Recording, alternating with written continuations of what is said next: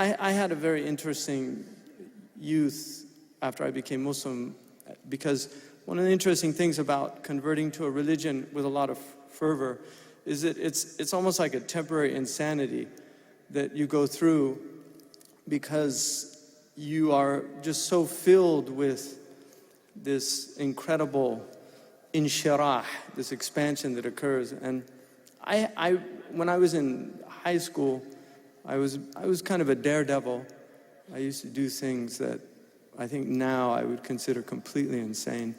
But when I became Muslim, one of the benefits of having a personality like that is that I would do things that I think more rational people would be hesitant to do. And one of them was going to West Africa and with really little or no means, and pretty much joining a Bedouin tribe out there and drinking water that they drank without ever thinking about any bacteria. I used to just say, Bismillah alladhi la yadurru ma'a ismihi shay'un fil ardi wa la fis sama'i wa huwas sami'ul alim.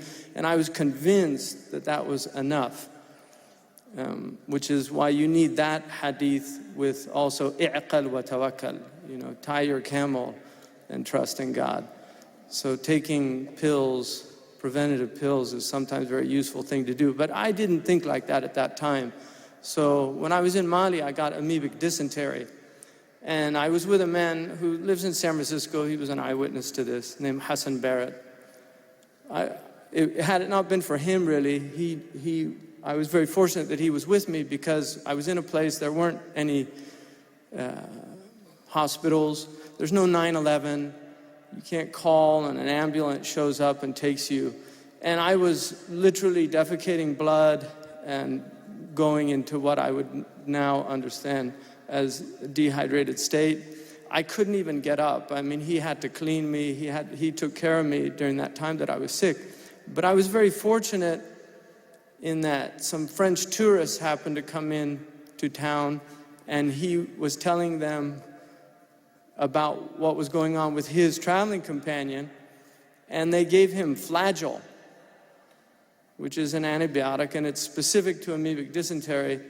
And literally that, I believe, saved my life at the time, by Allah. But it was serendipitous. It was very fortunate that they were there. Just some pills. It's a very strange thing when you're sick, and literally some pills you can be given pills and suddenly you're starting to feel better after a little time, and you regain your health.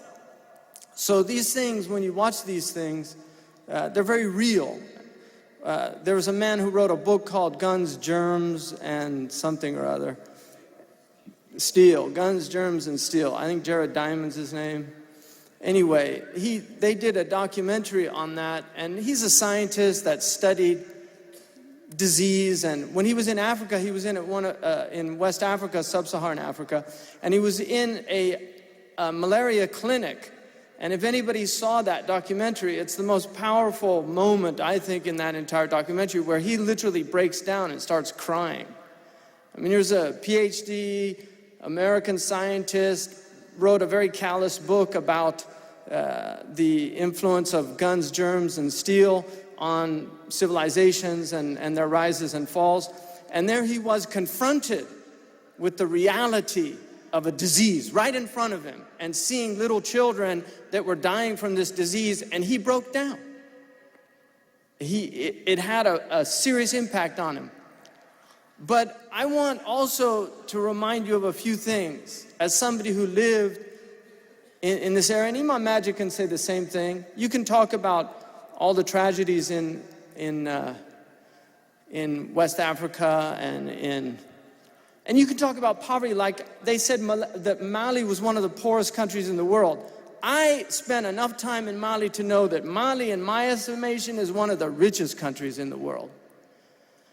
The Malian people are an amazing people.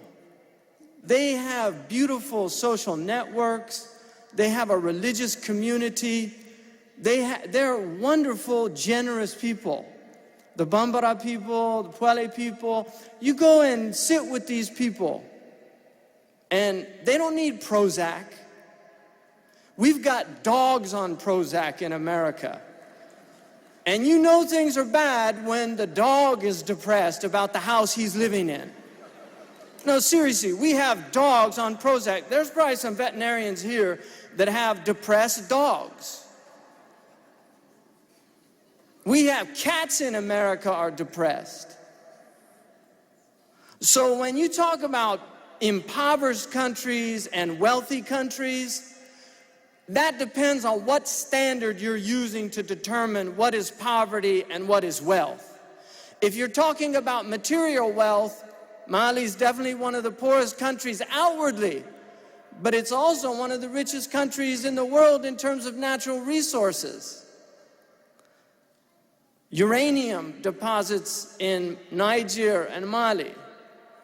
A lot of this stuff, we don't even know what's going on there because nefarious things happen behind the scenes. Much of the problem in these countries doesn't have to do with poverty. It doesn't have to do with inability or lack of human resources or all of the other things that are used in criteria. It gets reduced to one simple major problem: corruption, morality, basic human ethics. And this is a crisis that there's only two things that address this crisis. There's only two things. One is fitra.